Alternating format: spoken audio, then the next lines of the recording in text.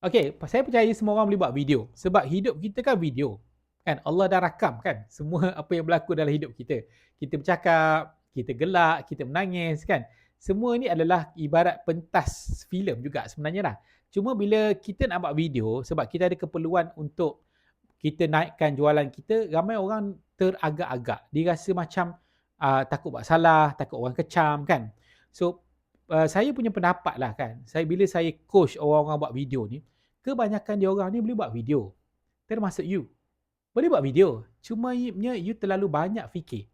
Kalau you start buat, maka you akan nampak yang sebenarnya you boleh buat video.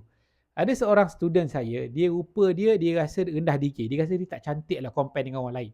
So, bila kita tunjuk satu video yang orang lain macam tak cantik lah pada dia kan.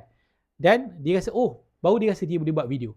Dan bila dia start buat video, dia boleh buat sale lagi banyak daripada orang yang saya tunjukkan tadi tu.